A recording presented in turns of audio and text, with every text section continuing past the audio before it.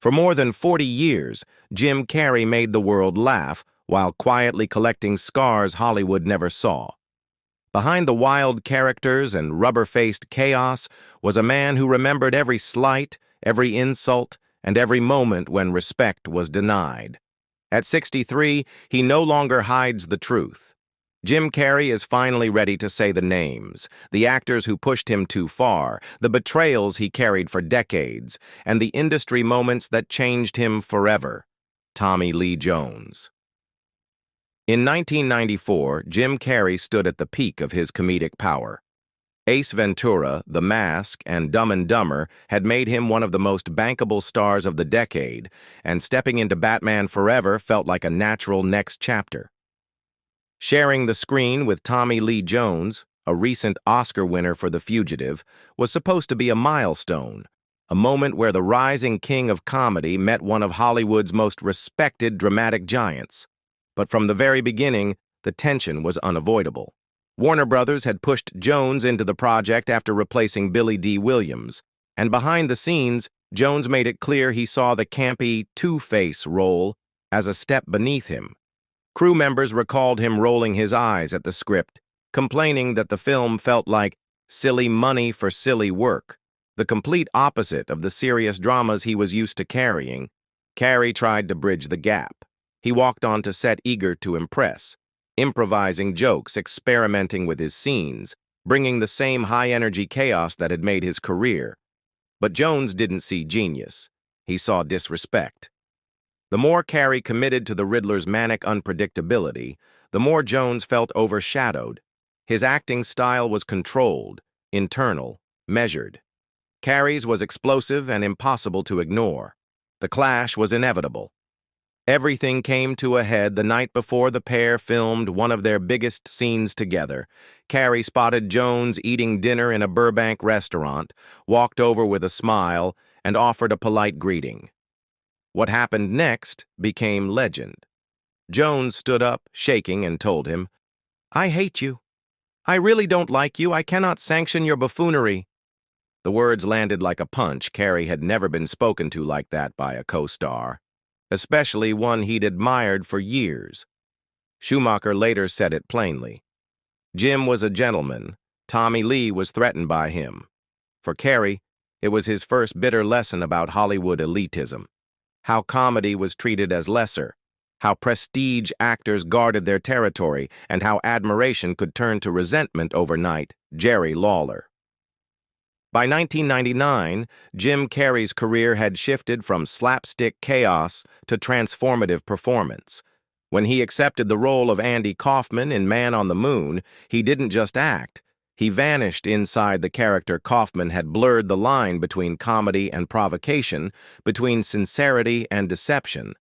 Carrey decided the only way to honor him was to live exactly as Kaufman did, even when cameras weren't rolling.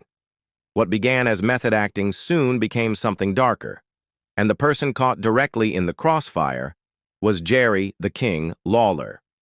In real life, Kaufman and Lawler's televised feud in the 1980s had been a carefully constructed performance, a secret collaboration between two showmen who respected each other deeply. But Jim Carrey didn't understand the softness beneath that rivalry, or perhaps he did, and chose to ignore it. From the moment Lawler stepped onto the set, Carrey, fully in character as Kaufman, treated him as a genuine enemy. He hurled insults, mocked him between takes, and refused to speak to him as Jim. To Carrey, there was no Jim anymore, only Andy. At first, Lawler assumed it was harmless method acting. He had spent his entire wrestling career performing conflict for audiences. But this time, the hostility wasn't scripted, wasn't rehearsed, and wasn't mutual. One day on set, Carrey crossed a line even Andy Kaufman never had. He spat directly in Lawler's face. It was a moment that stunned everyone around them. Lawler reacted instinctively, grabbing Carrey by the hair and locking him into a front-face hold, a move that, if executed incorrectly, could cause serious injury. Carrey's bodyguard rushed in, pulling at Carrey's legs and inadvertently making the hold more dangerous. Minutes later, Carrey was on his way to the hospital. When he returned wearing a neck brace, Refusing to work with Lawler, the entire production was left wondering whether the injury was real or another deep dive into Kaufman's spirit. Lawler later claimed Carrey had tried to convince him to perform a dangerous piledriver stunt for real. And when Lawler refused, Carrey escalated the hostility. "Jim Carrey was not Andy Kaufman," Lawler said years later. "Andy was my friend. Jim was just some jerk movie star." In the 2017 documentary Jim and Andy, Carrey admitted he had lost himself completely. It wasn't performance anymore. It was obsession. And the wreckage of that obsession left a bitter, permanent mark between him and Lawler. Will Smith. The night of March 27, 2022, was supposed to be a celebration of Hollywood's greatest achievements. Instead, it became one of the most disturbing and defining moments in modern award show history. Jim Carrey was not in the room when Will Smith strode onto the Oscars stage and slapped Chris Rock across the face, but he didn't need to be. The moment reverberated across the world in seconds.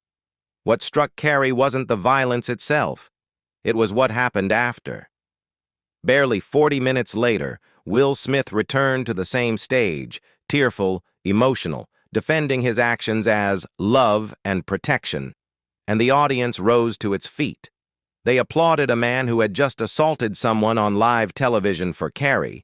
That standing ovation revealed something rotten at the center of Hollywood's identity.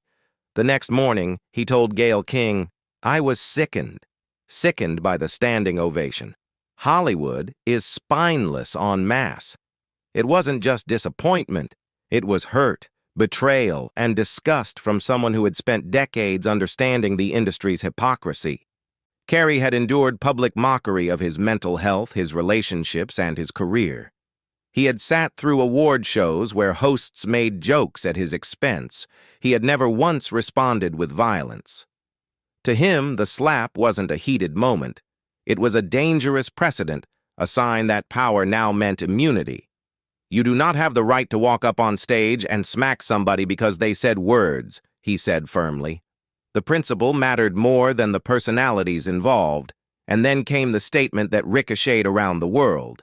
"If it had been me, I'd have announced this morning that I was suing Will for $200 million because that video is going to be there forever." Carrey wasn't talking about money. He was talking about accountability, the permanence of humiliation, the idea that one person's emotional impulse could stain another's public life indefinitely. While Chris Rock declined to press charges, Carrey saw something deeper, the system protecting its favorites, allowing Smith to stay, allowing him to give a speech, allowing him to be celebrated. It reminded Carrey of the elitism he had witnessed his entire career, the dismissiveness of prestige actors, the hierarchy that placed drama above comedy, power above principle. The slap became the final confirmation of something he had long suspected. In Hollywood, morality is flexible, loyalty is selective, and fame bends the rules, and Jim Carrey wanted no part of it anymore. Shia LaBeouf. Some feuds arrive like explosions, others creep up quietly, then strike with unexpected cruelty.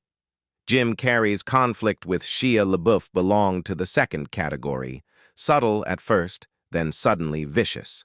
It began in early 2014, during one of the most chaotic periods of LaBeouf's career. His short film, HowardCantor.com, had just been exposed as a near word-for-word copy of Daniel Close's 2007 comic Justin M. Damiano.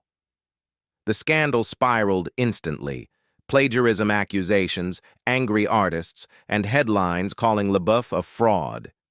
And then came the apologies, each more bizarre than the last. His first apology was plagiarized from a Yahoo Answers post. Later ones were copied from public statements by other celebrities.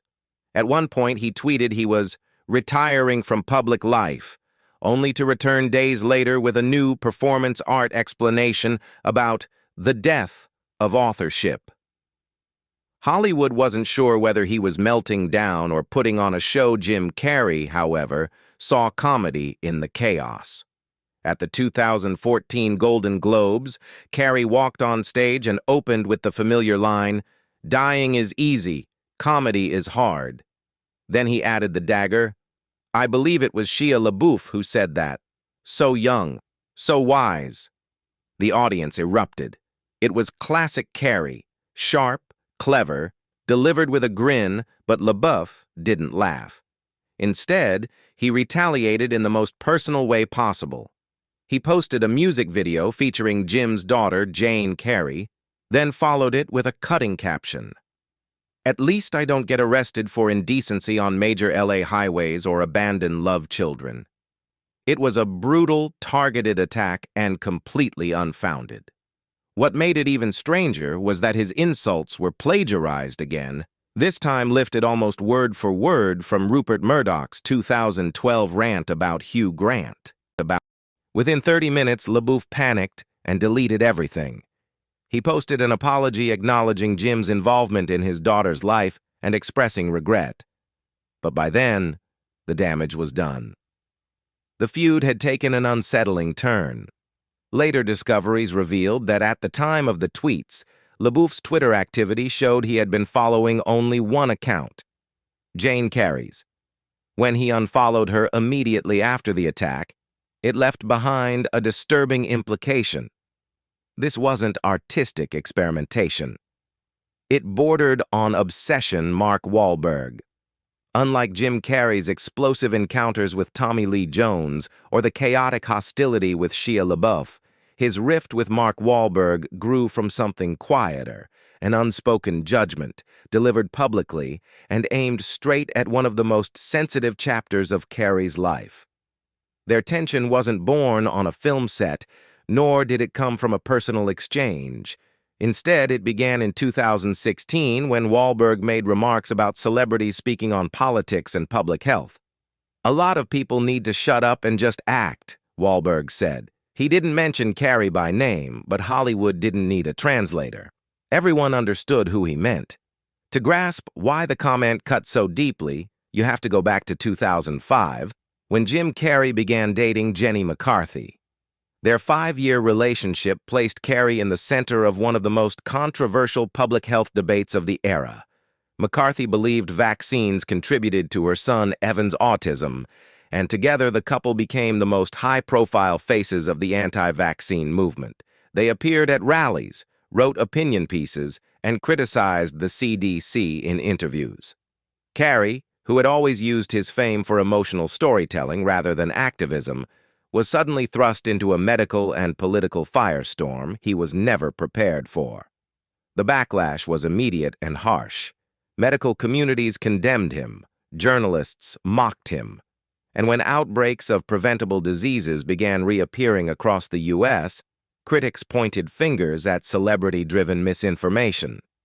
By the time Carrey and McCarthy split in 2010, he was emotionally drained, publicly bruised, and wrestling privately with depression, a struggle he had spoken about openly before their relationship even began.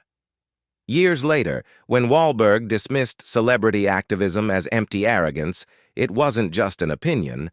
It felt to Carrey like a verdict on his entire ordeal. Wahlberg, a man with a complicated past and a career built partly on calculated reinvention, was suddenly scolding other actors for speaking out of turn.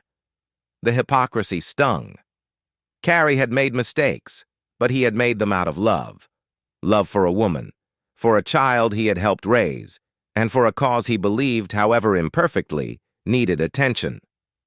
To him, Wahlberg's criticism symbolized Hollywood's unspoken rule. Speak boldly only when your opinions are safe.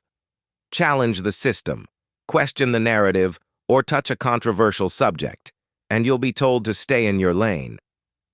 Carrey saw it as cowardice, disguised as pragmatism. Wahlberg represented a type of celebrity who played by the industry's rules to protect his image, even if it meant silencing others. Jenny McCarthy. Jim Carrey's connection with Jenny McCarthy was the most intimate, the most emotionally complicated, and ultimately the most painful name on his list. Unlike the others, this feud didn't begin with a clash of egos or a professional disagreement. It began with love, real, vulnerable, consuming love. When Carrey and McCarthy started dating in late 2005, the public saw them as a bright, playful couple. What people didn't see was the emotional weight Carrey carried and the pressure building around them. McCarthy's son, Evan, diagnosed with autism at a young age, became the center of her life. And soon, the center of Carrey's as well. For years, McCarthy praised Carrey's kindness toward her son, saying he helped Evan overcome challenges she couldn't handle alone. Carrey became more than a boyfriend. He was a father figure, a source of stability, and a part of a family that wasn't originally his. But behind the affection was another force. Taking shape, McCarthy was becoming one of the loudest voices in the anti-vaccine movement, and Carrey, out of loyalty and love, was pulled in with her. He stood beside her at rallies, wrote op-eds, and used his platform to amplify arguments he later regretted. The pressure was relentless. McCarthy scheduled family time around activism events, intertwined their personal lives with political messaging, and pushed Carrey to take public positions he wasn't always comfortable with. Meanwhile, he was struggling privately with depression, something he'd battled for years. The emotional turmoil, the public backlash, and the growing strain inside their home eventually cracked the relationship. When they broke up in April 2010, the world thought it was mutual. Both posted gentle, respectful statements. But 2 years later, McCarthy revealed on Howard Stern that Evan was in therapy because Jim had cut off contact to her. It felt like abandonment. To him, it was the painful reality of not being a biological parent with any legal standing. Carrey responded through his publicist, saying he loved Evan deeply but had to do what was best for everyone's well-being. It was heartbreaking for him, a reminder that love without legal protection can leave emotional casualties. Years later, McCarthy softened, saying she and Carrey had become friendly again and that Evan still watched his movies. But for Carrey, the wound remained. The most personal, the most complex, and the one tied not to an enemy, but to someone he once believed would be in his life forever. 6 names, 6 stories, and a lifetime of lessons Jim Carrey never forgot. Which of these clashes surprised you the most? Share your thoughts below, and don't forget to like, subscribe, and turn on notifications for more deep-dive Hollywood stories.